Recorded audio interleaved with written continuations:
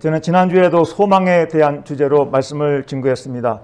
오늘은 거기에 짝을 이루어서 소망에 대한 말씀을 했다면, 그러면 소망에 관한 우리가 어떤 답변을, 무엇이 소망이냐, 구체적으로 제가 오늘 세 가지로 준비해서 소망에 관한 세 가지 답변, 이렇게 주제를 가지고 하나님의 말씀 증거하며 함께 은혜 받기를 원합니다. 우리가 함께 읽었던 베드로전서 3장의 본문에 쭉 보면 15절에 너희 마음에 그리스도를 주로 삼아 거룩하게 하고 너희 속에 있는 소망에 관한 이유를 묻는 자에게는 대답할 것을 항상 준비하되 그랬어요. 그러니까 예를 들어서 여러분 중에 누가 주위에서 교회에 왜 나가? 예수 믿으면 뭐가 좋아? 기독교의 소망은 뭐야? 이렇게 묻는다면 거기에 대해서 대답할 것을 항상 준비하라고 하는 것입니다.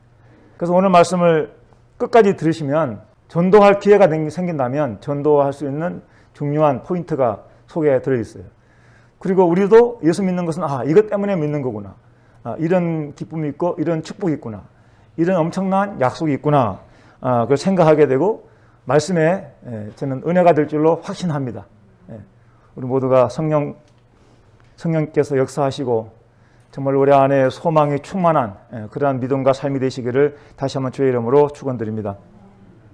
저는 세 가지로 답변을 준비했는데, 첫째는 구원의 소망이 것입니다. 구원의 소망입니다. 지금 읽는 베드로 전서에 보면은 소망에 관한 말씀이 처음부터 많이 나와요. 1장 3절에 보면은 우리 주 예수 그리스도의 아버지 하나님을 찬송하리로다 이렇게 하면서 예수 그리스도를 죽은 자 가운데서 부활하게 하심으로 말미암아 우리에게 거듭나게 하사 산 소망 있게 하셨다. 산 소망 있게 하셨어요. 그 자체가 구원이라는 겁니다. 너희는 말세에 나타내기로 예비하신 구원을 얻기 위하여 믿음으로 말미암아 하나님의 능력으로 부활하심을 받았느니라. 그러니까 구원에 대하여 1장부터 이렇게 강조하고 있어요. 이런 믿음의 결국은 뭐라고 했습니까? 구원입니다. 구원. 베드로전서 1장 9절에 믿음의 결국고 영혼의 구원을 받음이라. 여러분, 세상 사람들은 이 구원에 대해서 잘 모릅니다. 그러나 성경에 조금만 성경을 읽어보면 성경이 처음부터 마지막까지 구원의 주제로 기록되어 있다는 걸 알 수 있어요.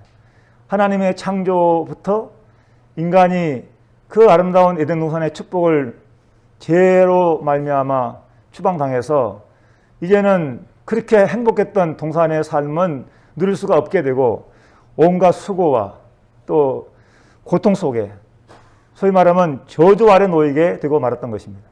근데 하나님은 이러한 인간을 그냥 버려두지 아니하시고 구원하시기로 작정하시고 예수 그리스도로 보내실 것을 약속하셨습니다. 그래서 제가 근래에 자주 말씀 인용했던 창세기 3장 15절 여인의 후손으로 오실 분이 바로 예수 그리스도라는 사실을 제가 강조하여 몇 번 증거하였습니다. 여러분, 우리는 다 구원받았습니다만은 아직도 구원을 모르고 구원받지 못한 사람들이 세상에 너무나 많습니다. 우리가 분명히 알아야 될 것은 성경은 이 구원의 문제가 얼마나 중요한지를 여러 군데서 강조하고 있습니다. 우리가 아까 제가 읽었던 시편 1편에 잘하는 말씀이 있죠. 복 있는 사람은 악인들의 길을 따르지 아니한다 쭉 했고 4절에 보니까 악인들은 그렇지 아니하며 그랬어요. 그러니까 우리가 믿음의 사람들, 의인들은 형통하고 또 잘되고 이런 복을 누리지만 악인들은 그렇지 아니하다. 오직 바람에 나는 겨와 같다. 그 다음 절이 더 무시무시한 말씀이 있어요. 한번 읽어보겠습니까? 1장 5절 6절 시작. 그러므로 악인들은 심판을 견디지 못하며 죄인들이 의인들의 모임에 들지 못하리로다. 무릇 의인들에게는 여호와께서 인정하시나 악인들에게는 망하리로다. 망한다. 여러분이 세상에 많은 사람 살고 있지만 지금은 형통하고 잘 사는 것 같지만 하나님 말씀에 보면 의인들의 길은 결국은 악인들의 길은 결국은 망한다는 것입니다. 악인은 망한다는 거예요. 왜 그럴까요? 인간의 위치가 아담의 범죄 이후로 다 심판 아래에 놓여 있기 때문에 그런 것입니다. 하나님과 단절되어 있기 때문에 그런 것입니다. 그래서 하나님은 지금도 간절히 원하고 있어요. 모든 사람이 구원을 받기를 원하고 진리를 아는 데 이르기를 원하신다고 하는 것입니다. 디모데전서 2장 4절 말씀에 그렇습니다. 우리가 잘 아시는 말씀이 있습니다. 교회 다니면 주일학교 학생들도 다 아는 복음성가 찬양도 있고 다 암송하다시피 하는 성경 구절이 있습니다. 하나님이 세상을 이처럼 사랑하사 독생자를 주셨으니 이는 그를 믿는 자마다 멸망하지 않고 영생을 얻게 하려 하심이라. 우리 17절 한번 같이 한번 읽어보겠습니다. 요한복음 3장 17절 시작. 하나님이 그 아들을 세상에 보내신 것은 세상을 심판하려 하심이 아니요 그로 말미암아 세상을 구원을 받게 하려 하심이라. 이것이 성경의 핵심이에요. 신구약 성경을 함축하고 합충하고 한 절 뽑은다면 3장 16절, 그 내용을 좀 뒷받침한다면 17절. 예수님 오신 것은 바로 세상을 구원하러 오셨다. 하나님이 악한 분이 아니라는 것입니다. 범죄한 인간이 어리석고 교만하고 악한 것이지 하나님은 선하신 분입니다. 좋으신 분입니다. 하나님 모르고 죄만 짓다가 잘못되면 원망만 하는 것이 어리석은 인생입니다. 그러나 하나님은 지금도 구원받기를 원하시고 지금도 하나님의 사람들을 보내시고 지금도 천년이 하루같이 기다리고 계시고 하나님 앞에 천년이 하루같이 천년이 하루같이 하루가 천년같이 한 사람이라도 회개하고 돌아오기를 기다리시는 그 하나님의 사랑을 우리 모두가 많이 알고 정말 주님 앞에 돌아왔으면 좋겠습니다. 이사야서의 말씀에도 이 하나님의 마음을 이사야는 정말 심판을 아주 실감나게 간절한 마음으로 증거하고 있어요. 이사야 51장에 보니까 내 백성이여 내게 주의하라. 하나님께서 이사야를 통해서 하신 말씀이에요. 이사야 51장 4절에서 7절까지 내 나라여 내게 귀를 기울이라. 내 구원이 나갔은즉 내 팔이 만민을 심판하리니 너희는 하늘로 눈을 들며 그 아래의 땅을 살피라. 하늘이 연기같이 사라지고 땅이 옷같이 헤어지며 거기에 사는 자들이 하루살이같이 죽으려니와 나의 구원은 영원히 있고 나의 공의는 폐하여지지 아니하리라. 의를 아는 자들아 마음에 내 율법이 있는 백성들아 너희는 내게 듣고 그들의 비방을 두려워하지 말라. 안 믿는 사람들, 이방 사람들 두려워하지 말라는 거예요. 그 비방에 놀라지도 말라고 하는 것입니다. 하나님은 지금도 구원을 원하셔요. 하나님은 언젠가 심판하시는데 왜냐하면 인간의 범죄 이후에 말씀하신 거예요. 인간에게 한 번 죽는 것은 정한 이치예요. 히브리서 9장 17절 말씀. 그러나 하나님은 심판을 원하시는 분이 아니에요. 구원받기를 원하시는 거예요. 우리가 이 사실을 깨닫는 것이 은혜고 하나님 앞에 감사의 조건이 돼요. 얼마나 이 구원받은 것이 축복인지. 한번 그 말씀을 여러분 아시지만 한번 생각해 봐요. 왜 이 땅에 심판이 왔느냐? 너무 기초적인 것이지만 창세기 2장에 보면 하나님이 여호와 하나님이 그 사람에게 명하여 이르시되 동산 각종 나무의 열매는 내가 임으로 먹되 선악을 알게 하는 나무의 열매는 먹지 말라. 내가 먹는 날에는 반드시 죽으리라 하시니라. 그 최초의 계명의 말씀을 아담이 지키지 못한 거예요. 사탄의 게임에 넘어가서. 마찬가지로 오늘날도 많은 사람들이 사탄의 게임에 유혹에 넘어가서 하나님의 말씀을 무시하고 의심하고 불신하고 세상길로 제약길로 가는 것입니다. 결국은 죽는 거예요. 그래서 그때부터 죽음이 왔고 한 번 죽는 것은 사람에게 정해진 것이요 후에는 심판이 있으리라고 말씀하신 것입니다. 심판을 면하려면 제산 받으려면 대속에 누군가가 값을 치러줘야 되는 거예요. 바로 그분이 바로 예수 그리스도인 것입니다. 할렐루야. 그래서 하나님이 원하시는 그 구원, 하나님께서 우리에게 구원의 소망을 주신 것, 이것이 기독교의 가장 중요한 첫 번째 소망이라는 것이에요. 기독교의 소망이 뭐예요? 구원이에요. 구원. 두 번째는 좋은 날의 소망입니다. 좋은 날. 좋은 날의 힌트는 오늘 본문에서 제가 생명을 사랑하고 좋은 날 보기를 원하는 자는 하는 말씀 10절에 앞에 뒤에 본문을 보면 그렇게 나와 있어요. 여러분 좋은 날 한번 생각해 보세요. 인류의 내일은 두 가지로 생각할 수 있어요. 긍정적인 소망과 부정적 전망. 여러분 우리 인간 사회는 날로 발전하고 있습니다. 우리가 사는 세상은 얼마나 좋은 세상인지 몰라요. 인터넷과 스마트폰의 발달로 그야말로 편리한 시대가 되었습니다. 전화 하나 하면, 스마트폰 하나 하면 은행 가지 않아도 업무를 볼 수 있고, 뭐 스마트폰으로 집에 있는 전자기구도 조정할 수가 있고, 인터넷, 스마트폰도 할 수가 있고, 얼마나 좋은 세상이 되었습니다. 미래 자동차의 발전. 제가 이제 보니까 뭐 자동차가 뭐 전기차, 수소차, 앞으로 뭐 좋은 차들이 얼마나 많이 나오는지 모르겠어요. 뭐 불과 몇 년 안 가서 이렇게 나올 것 같아요. 뭐 고속도로, 뭐 비행기 할 것 없이 뭐 엄청난 이 발달, 인류의 이 문화 발달은 우리가 감히 뭐 생각도 못한 일들이 지금 너무너무 지금 발전하고 있어요. 이게 긍정적 전망이에요. 그래서 자유주의자들은 또 계몽주의 학파에 속해 있는 그 영향받은 사람들은 세상을 천국으로 삼겠다고 지상 천국을 꿈꾸고 있어요. 그러나 여러분, 우리는 냉철하게 한번 더 생각해 봐야 돼요. 부정적 전망이라는 것도 한번 생각해 봐야 돼요. 여러분, 어제가 무슨 날입니까? 어제 9.11 2001년 20년 전에 9월 11일 테러 단체 알카에다에 의해서 여객기 세대를 납치해가지고 알카에다가 뉴욕 세계무역센터와 국방부 건물을 충돌시켜가지고 무려 2,763명이 사망했습니다. 정말 미국으로서는 엄청난 충격이고 슬픔이었습니다. 국방부 청사에 충돌한 비행기에도 184명이 죽었습니다. 또 한 대도 백악관 쪽으로 가다가 실패했죠, 그죠? 그거는. 그때 장면은 어제 그 9.11 이제 그 기사가 뜨면서 그때의 장면을 인터넷에 많이 올려진 걸 봤어요. 여러분, 우리가 아무리 과학이 발달하고 문화가 발달하고 살기 좋은 나라가 되고 세상이 돼도 이런 사고, 이러한 사탄의 역사, 인간의 불행은 끝이지를 않는다는 거예요. 기후변화, 전망이 어둡잖아요. 기온 상승. 여러분, 이런 것들은 이 세상에 아무리 살기 좋은 문화를 발달하고 살기 좋은 편안한 시대가 돼도 인간이 예측할 수 없는, 또 우리가 미리서 준비하거나 거기에 대비하지 않으면 안 되는 그러한 재앙들이 올 수 있다 하는 거죠. 제가 오늘 말씀드릴 준비하는 포인트는 뭐겠습니까? 우리 믿는 자들에게는 좋은 날에 있다, 좋은 날 소망이 있다 하는 거예요. 좋은 날 소망.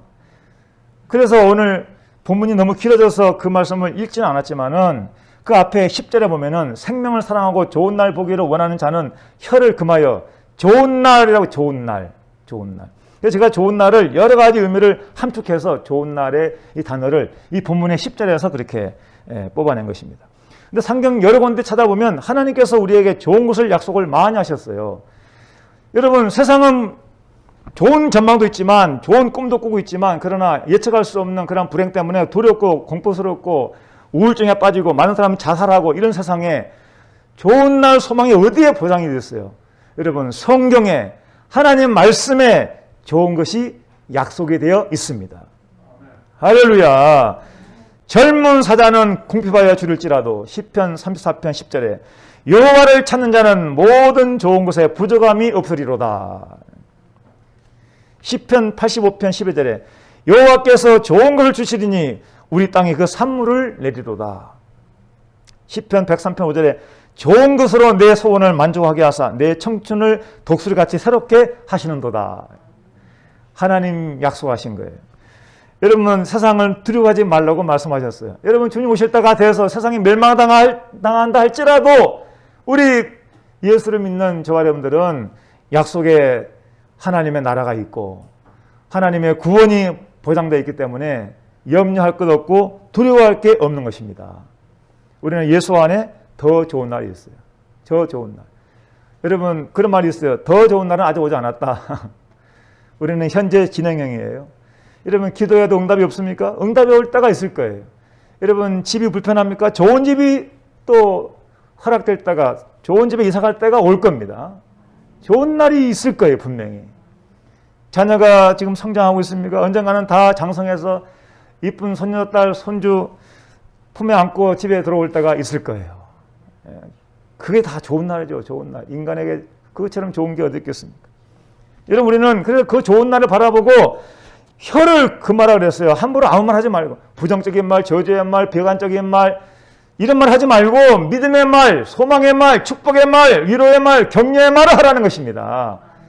믿음의 사람들은 항상 긍정적인 소망을 가져야 되는 거예요. 조건이 뭡니까? 예수 안에서요. 하나님 안에서인 것입니다. 그리스도 안에서예요. 우리는 하나님의 품을 떠나서는 이런 약속은 전혀 이루어질 수가 없고, 아까도 잠깐 보셨지만은 그냥 각종 사건, 사고, 불행한 일들 얼마나 많습니까? 저는 우리 성도님들, 또 하나님을 잘 모르는 사람들도 정말로 복음을 듣고 다 예수 믿고 정말로 구원받고 하나님의 날에 기쁨을 누리는 성도가 되었으면 좋겠습니다. 우리가 그렇게 위해서 기도하는 것입니다. 여러분, 교회가 왜 기도합니까? 교회가 왜 부흥을 원합니까? 교회가 부흥되면 뭐가 좋습니까? 죄인들이 들어와서 변화되고 하나님의 자녀 되는 것이 하나님의 뜻이니까 교회 부흥을 원하는 것입니다.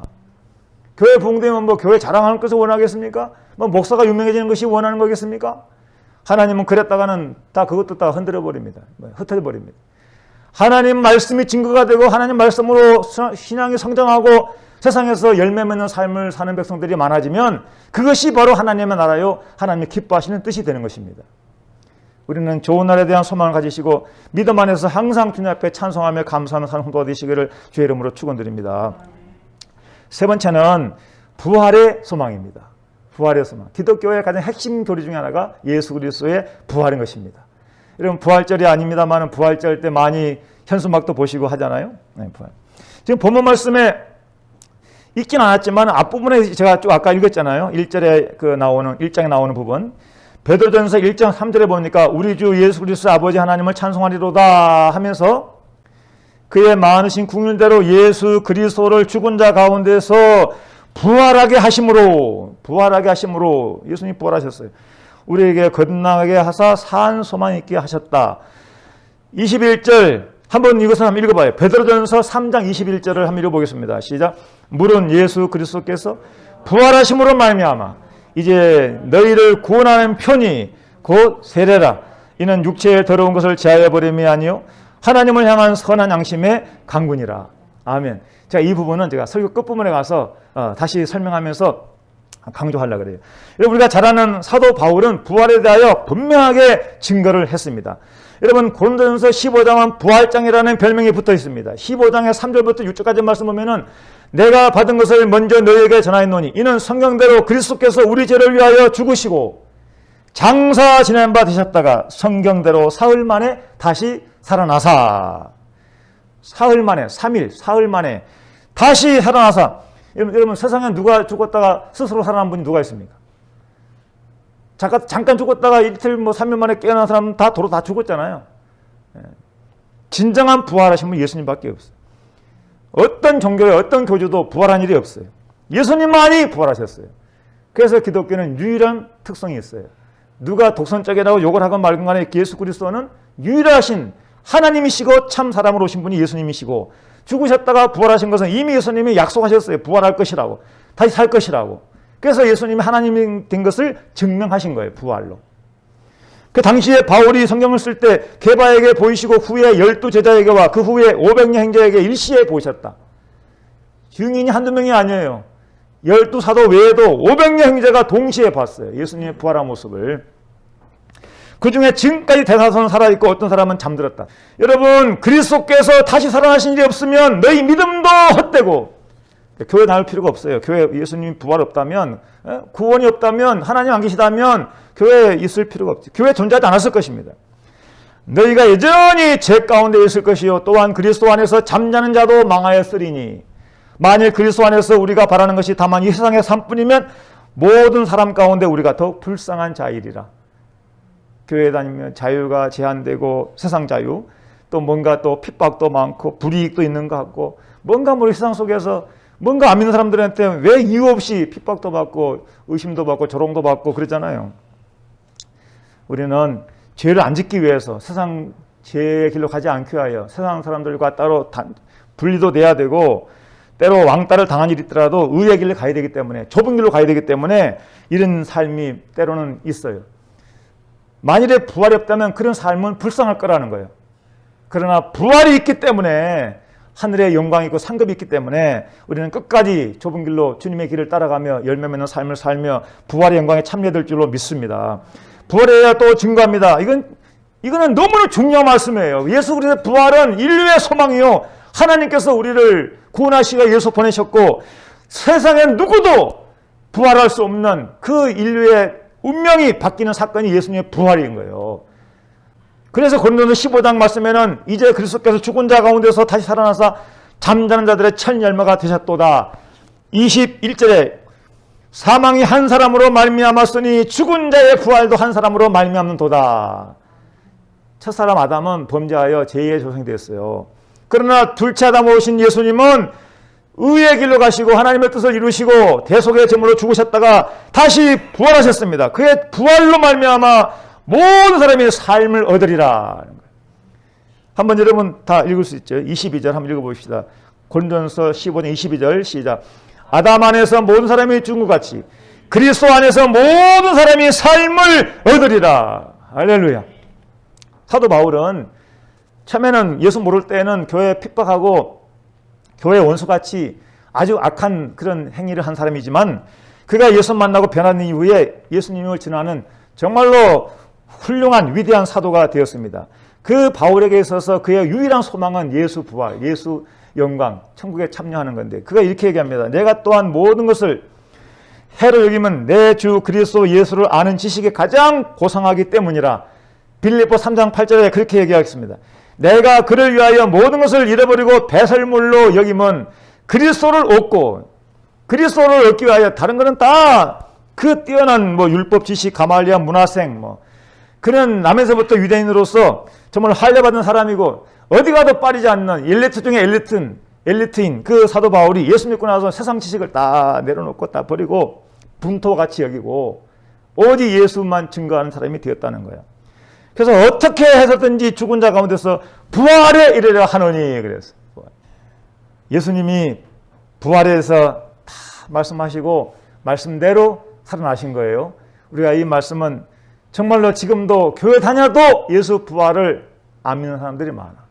잘못된 신학의 영향으로 예수님이 부활한 것은 제자들이 그냥 환상으로 본 것이라고 이따위 소리를 하고 있어요.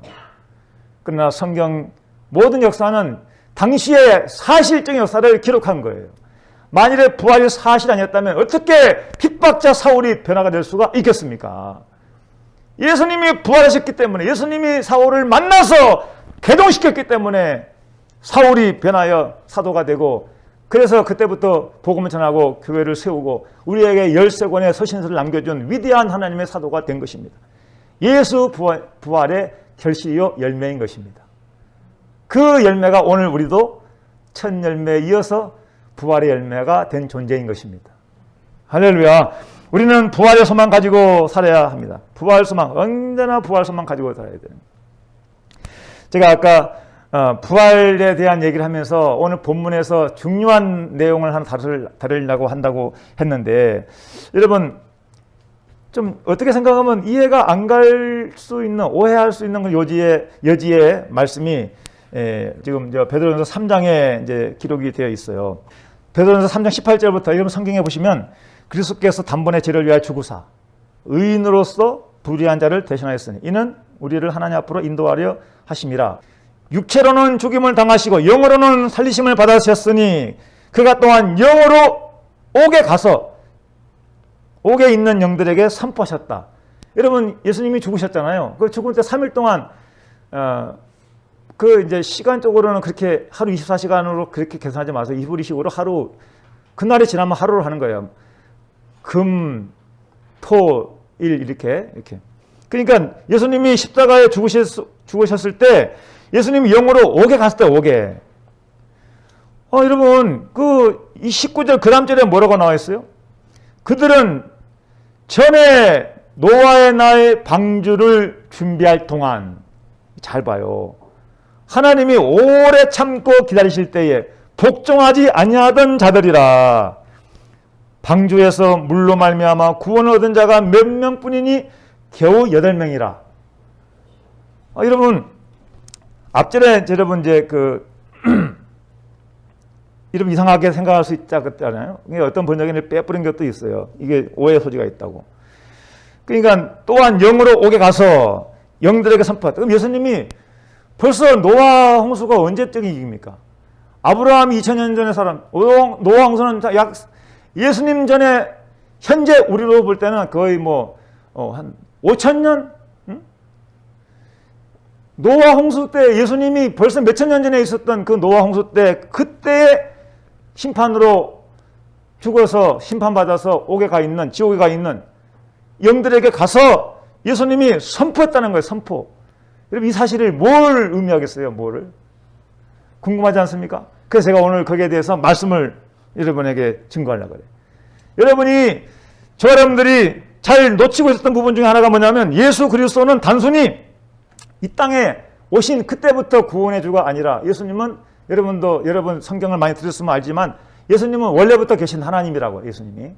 그러니까 이미 창조 때부터 삼위일체로서 하나님이 함께 하셨어요. 예수님이 함께 하셨어요.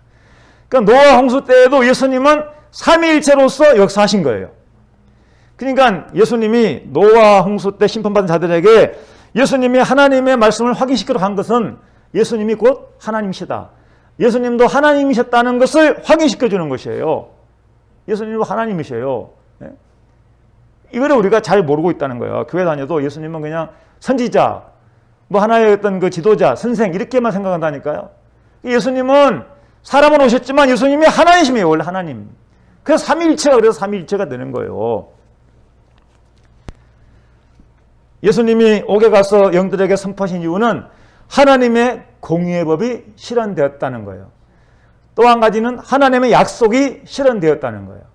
제가 누누이 말씀드렸으니까 요약하면 창세기 3장 15절에 약속하신 여인의 후손이 예수님이라고 했잖아요. 예수님이 그 당시에 노아 홍수 때까지 올라가서 그것을 증거한 이유는 시간적으로는 차이가 많지만 어느 시대에나 예수님은 동일하신 분이시고 예수님은 구원의 약속된 메시아이시고 그 하나님의 언약이 이제 성취가 돼서 이제 십자가의 대속을 이루었고 이제는 이제 부활할 것이에요. 지금 옥에 갔으니까 아직은 부활할 시간적으로는 가기 전이잖아요. 그 하나님의 공의가 실현되고 하나님의 언약이 실현됐다라는 거예요. 공의가 실현됐다. 제가 죽으심으로 공의가 실현되고 예수님이 하나님의 구원 약속을 지금 성취하러 오셔서 그 일을 실행하고 있다고 지금 선포하는 거예요. 왜 이것이 의미가 있냐 하면 한번 생각해 보세요. 한번 거슬러 생각해 봐요. 노아가 지금 가족들하고 방주를 짓고 있습니다. 제가 어떤 책에 보니까 어떤 목사님이 구원받을 뻔한 사람들, 죽을 뻔한 사람이 아니고 살아날 뻔한 사람들, 구원받을 뻔한 사람들이 있었다. 그게 뭐냐면 이제 여러분 노아 홍수 전에 방주를 몇 년 동안 지었습니까? 몇 년 동안.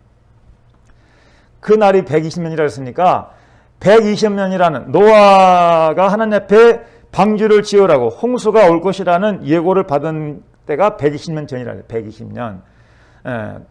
그래서 120년은 노아가 충분히 방주를 지을 수 있는 시간인과 동시에 노아 당시의 사람들이 노아의 전하는 메시지를 통해서 노아가 방주를 짓는 것을 보고 무엇을 생각할 수 있겠어요?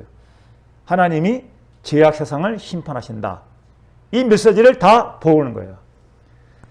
그런데 방주를 짓는 걸 보면서 어떤 목사님은 그러시더라고요. 노아 식구들 다 해서 8명인데 방주 그 큰 방주를 짓는데 가족들만 지었겠는가? 분명히 인부들을 샀을 수도 있다. 이게 성경에 안 나와 있으니까 샀다고는 못하는 거지. 측측해보는 거, 상상해보는 거예요. 그러니까 이런저런 사람들을 사서 목재를 나르거나 안에서 이렇게 무슨 이렇게 조립을 하거나 만들 때 다 이게 이제 수작업이니까 얼마나 시간이 많이 걸리고 인력이 많이 필요하겠어요. 그러니까 방주를 지을 때 많은 인력, 많은 나무들이나 재료들이 필요했다는 거예요. 그거를 보는 사람들이 한두 명이었겠는가. 당시에 많은 사람들이 노아 이 홍수 예비한 방주를 지을 때 그거를 보았고 노아가 짓는 글을 보면서 하나님 경고의 말씀을 듣고 하나님을 믿었다면 노아 가정만 구원받았겠는가 하는 거예요. 제가 이게 힘주어 말하는 이유가 있어요. 이때만 해도 구원받을 뻔 했잖아. 구원받을 수 있잖아요. 갈 기회가 있는 거잖아. 홍수가 오기 전이니까. 제가 지금 이 말한 거 지금 영상으로 만약 녹음되고 다른 사람에게 혹시라도 제가 전도용어로 전한다면 그 메시지가 전하고 싶은 거예요. 여러분, 교회에 나갑시다. 예수 믿읍시다. 이렇게 하는 형제, 친척, 가족, 이웃, 친구, 사람들이 가자고 권면했다. 그것이 기회예요, 기회. 예수 믿을 기회, 방주 들어갈 기회. 우리 성도님들 지금은 우리는 방주 안에 들어와 있는 것과 같은 것입니다. 예수 믿는 사람들은 영적 방주에 들어와 있는 거예요. 할렐루야. 얼마나 감사합니까? 지금 베드로서에 나와 있는 이 부분은 다른 서가 없기 때문에 아주 사람들이 난해하다고도 하고 그렇게 얘기를 해요. 근데 생각하면 난해한 게 아니에요. 베드로와 야고보와 요한은 다른 12제자 중에 9제자들이 보지 못한 예수님의 변형된 모습도 봤잖아요. 베나산상에 올라가지고 예수님의 용모가 아주 하얗게 변한, 정말로 광채가 나는 예수님으로 변형된 모습을 보이실 때에도 3명만 봤잖아요. 그러니까 베드로의 증거 속에는 보통 사람이 알지 못하는 영적 비밀이 들어있다고 볼 수 있는 거죠. 그러니까 이와 같이 방주에 들어가서 그 기회를 놓쳤던 그 사람들처럼 베드로가 지금 서신을 써서 보내는 이 대상자들 중에도 예수를 믿고 구원받으라고 권면하는 거예요. 예수님이 구원의 주님이시다. 이것만 증거라고 해도 또 설명이 또 많이 필요할 것이지만은 핵심은 그거예요. 예수님이 부활하셨고 예수님은 어제나 오늘 동일하신 분이시고 지금도 우리는 교회를 통해서 영적 방주와 같은 준비를 하고 있는 것이다 하는 거예요. 그러니까 여러분, 교회는 그냥 형식으로 다니는 게 아닙니다. 하나님 백성으로서 하나님 앞에 마땅히 영광 돌리는 예배하기 위해서 교회를 오는 것입니다. 그래서 예배는 혹시 사정에 따라 성전에는 못 나오더라도 여러분이 가정에서나 어떤 특정한 장소에서라도 반드시 예배는 드려야 되는 것입니다. 이것이 하나님과의 언약 백성으로서의 하나님 앞에 합당한 하나님의 기뻐하시는 의식이 되는 것입니다. 그래서 반드시 예배는 빠지지 말고 드리시기 바랍니다. 코로나가 더 길어지더라도 더 예보보다 더 악한 상황이 오더라도 여러분 혼자서라도 반드시 예배하면서 영적 방주를 쌓아가고 지어가는 그러한 슬기로운 다섯새냐와 같은 그러한 성도가 되시고 노아와 같은 성도가 되시기를 다시 한번 주님으로 간절히 축원드립니다. 그 다음 절에 한번 설명을 제가 좀 드릴 필요가 있는 것 같아요. 여러분 한번 3장 21절 물은 예수 그리스도께서 부활하심으로 말미암아 이제 너희를 구원하는 편이 곧 세례라. 이는 육체의 더러운 것을 제하여 버림이 아니요 마님을 향한 선한 양심의 강군이라. 베드로가 이런 내용을 좀 자세하게 풀어놔서 설명했으면 쉬울 텐데 앞에 부분도 그렇고 이 부분도 그렇고 너무 그냥 핵심만 간단하게 적어놔가지고 얼른 이해가 안 될 수 있어요. 여러분 이것은 과거의 홍수 사건과 현재 예수님 오셔가지고 십자가 죽으시고 부활한 사건 이후에 구원 관계를 이렇게 간단하게 써놨어요. 그러니까 물은 그리스도께서 부활하심으로 말미암아 너희를 구원하는 표다 이렇게 하니까 이렇게 헷갈릴 수 있잖아요. 이 말이 뭡니까? 우리가 교회 다닐 때 의식적으로 침례를 하건 세례를 받건 교회 다니면 하나님의 자녀된 표로 세례를 받아요. 내가 이제 죄에 대해 죽고 세상에 대해서 내가 이제 죽고 이제는 나는 이제 하나님 백성으로 의롭게 태어났습니다. 나는 하나님의 자녀로 살겠습니다. 하고 공적으로 교인된 표식으로 물 세례를 받아요. 그렇죠? 그러면 과거의 노아 때에는 그 홍수의 물에 담겨서 다 죽었잖아요. 그러면 노아 가족은 물에 살아남았어. 그러니까 물에 살아남은 것이 곧 구원이에요. 그렇죠? 우리는 세례를 받음으로 물에 잠기는 것이고 그 세례를 받음으로 살아나는 거예요. 이해가 되십니까? 그래서 물이 구원의 표라는 거예요. 구원의 표. 그게 세례라는 거예요. 세례. 구원의 편이 곧 세례라. 세례라 하는 거예요. 세례. 그러니까 여러분 이거 교회 나와서 세례를 무시하면 안 돼요. 가볍게 여기면 안 되는 거예요. 물론 성령으로 거듭나고 성령 세례를 받으면 그보다 더 확실한 거죠. 그것이 더. 그러나 반드시 교회에 와서 하나님 앞에 공적인 성찬에 참여하고 교인의 자격을 얻고 또 교회의 또 일꾼이 되기 위해서는 이 세례의 과정을 통하여 하나님의 자녀로서 표식을 가지게 되는 것이에요. 그러니까 세례가 이게 엄청난 의미가 있다는 거예요. 죽었다가 나는 살아났다 하는 거예요. 그냥 물은 육체에 뭐 때나 씻고 이런 물이겠죠. 그래서 세례는 육체의 죄를 버리는 이런 씻는 단순한 목욕물이 아니라는 거예요. 세례가 그냥 단순한 목욕물이 아니라니까요. 양심을 깨끗하게 하고 양심을 새롭게 하는 하나님을 향한 선한 양심의 강구, 그 속에 있는 소원이 세례 속에서 성취가 되는 거예요. 그러니까 여러분, 우리가 얼마나 하나님 앞에 은총을 입은 자입니까? 우리는 세상 무엇으로도 사함받을 수가 없고 씻을 수 없는 그런 하나님 앞에 지은 우상 숭배나 세상 모든 죄악들을 우리 하나님 앞에서 깨끗이 씻은 바인 자이고 구원받은 자인 것입니다. 소망에 대한 답변이 세 가지입니다. 구원의 소망, 좋은 날의 소망, 부활의 소망. 이 소망의 답변이 그거예요. 구원의 소망이 뭡니까? 오직 예수님이 답변입니다. 내가 곧 길이요 진리요 생명이니. 예수님이 길이요 진리요 생명이라고 그랬어요. 천하 인간에게 다른 이름을 주신 일이 없다. 구원받을 만한 다른 이름을 주신 일이 없다 그랬어요. 사도행전 4장 20절 말씀에. 좋은 날, 앞으로 예수님이 임재하시고 예수님이 다스리시는 나라, 그때가 좋은 날이 되는 거예요. 여러분, 우리는 이 날을 항상 소망하며 믿음으로 살아낼 줄로 믿습니다. 우리는 소망이 없다면 한순간도 긴장이 풀어지지 않을 것이고 편안이 없을 것이에요. 즐거움이 없을 것이에요. 소망이 있으니까 기쁘고 즐거운 것이에요. 그래서 제가 지난번에 인용했던 하나님 앞에 정말로 이리가 양과 함께 거닌다. 함께 거느려. 잡아먹히고 잡히고 이런 게 아니라.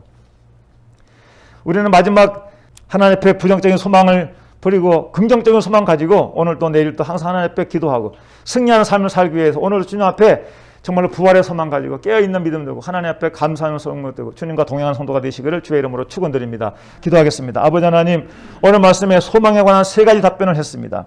참으로 우리에게는 구원이 소망이요 좋은 날의 소망이 있고 정말 하나님께서 예수 그리스도의 부활을 통해서 우리에게 부활의 소망 주신 것을 감사합니다. 이 세 가지 소망으로 항상 믿음 생활에 승리하며 살게 하여 주옵소서. 예수님의 이름으로 기도드리옵나이다. 아멘.